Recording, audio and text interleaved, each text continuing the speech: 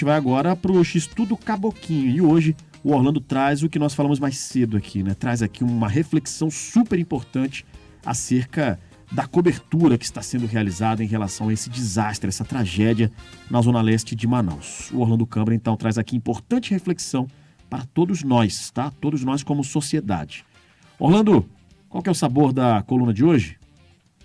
Olá, Rafa. Olá, Jenny. O sabor de hoje é de tristeza, e não poderia ser outro. A chuva que eu tanto gosto, que acho até romântica, ela tem feito muitas vítimas em Manaus. E no último fim de semana, tivemos 8 vítimas só em um deslizamento de barranco na cidade. Isso sem contar um número grande de pessoas que foram desabrigadas por conta da chuva. A chuva, ela só faz expor a pobreza em que a população de Manaus vive. São 40 mil pessoas em Manaus vivendo em áreas de risco. É de assustar, é triste, é uma hora de nós sermos solidários, inclusive. E eu, pessoalmente, como cidadão, sinto falta de orientação de como ajudar as pessoas que precisam. Eu abro os veículos de comunicação, digitais, audiovisuais, e não vejo nenhum tipo de campanha conduzindo as pessoas que ainda podem fazer alguma coisa a fazer. E ao mesmo tempo eu percebo uma pobreza midiática muito grande. E aí eu vou explicar porque é uma autocrítica que eu faço ao nosso setor, à mídia. Eu tenho visto uma farta cobertura sobre o número de mortes, quem são os mortos, grande parte deles não é brasileira, é venezuelana, onde foram os acidentes, quantos bombeiros, quantos agentes da Guarda Civil Metropolitana, da Defesa Civil estão presentes. Vejo muita cobertura factual, mas ao mesmo tempo,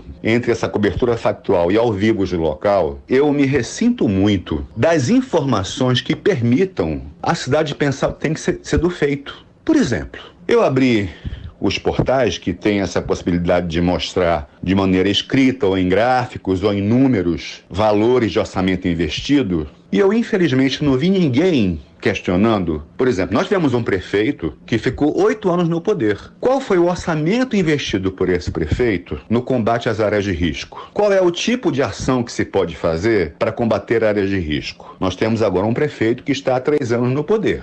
Se não está há 3 anos, está quase há 3 anos, né? Até aqui, o que foi feito em relação a essa questão que me parece uma das principais de Manaus? Quanto foi gasto? Qual é o orçamento previsto para este ano? Já houve licitação? Não houve? Qual é o próximo passo de projeto para conter essas áreas? Porque de outra forma, a gente não consegue pensar a cidade de maneira mais estrutural. Fica tudo muito naquela questão factual imediata, todo mundo se comove e com razão, porque é uma tragédia enorme numa capital que tem 2.400.000 habitantes. É muito significativo, tem que ser manchete no Brasil inteiro. Chega de ser manchete apenas São Paulo, Rio de Janeiro e Minas Gerais. Nós existimos, as vidas daqui também importam, mas passado isso, tudo se esquece. Vira paisagem, o que é um horror. Então eu senti falta dessa cobertura qualitativa da mídia. Onde estão os editores, nossos amigos que pensam a notícia?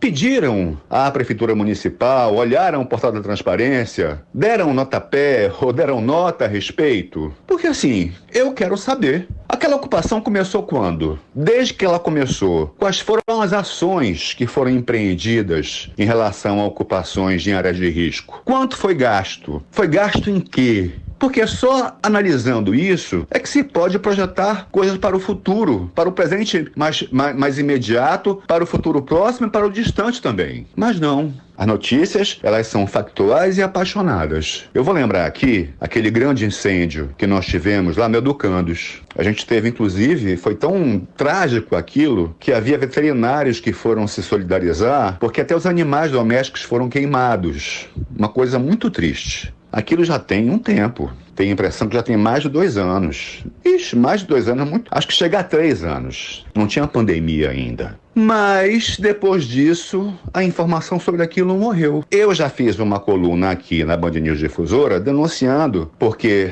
um morador, na verdade, um grupo de moradores me denunciou que a área voltava a ser ocupada por operações informais e de maneira perigosa, sob comando do tráfico. Denunciei por aqui, falamos, não ouvi mais nada depois. Correios. Como é que está aquela área agora? Então, assim, a minha tristeza é por conta daquilo que aconteceu agora, nesse momento. É preciso que a gente se solidarize com as pessoas que estão em estado de vitimização, porque há muitas. Em Manaus são 40 mil. E eu estou triste porque nós temos a incapacidade de colocar a questão de maneira macro, vendo o passado recente, o gasto do dinheiro público na área, se isso foi feito, se isso não foi. Por exemplo, quantas vezes na Câmara Municipal as áreas de risco foram pauta? Quantas leis foram feitas, elaboradas, votadas a esse respeito? Eu não vi ninguém falando sobre isso. Para não dizer que eu não vi, eu li ontem um vereador falando a respeito do assunto, que houve um debate ontem, na segunda-feira, depois do ocorrido. Então está na hora da gente começar a ser mais estratégico.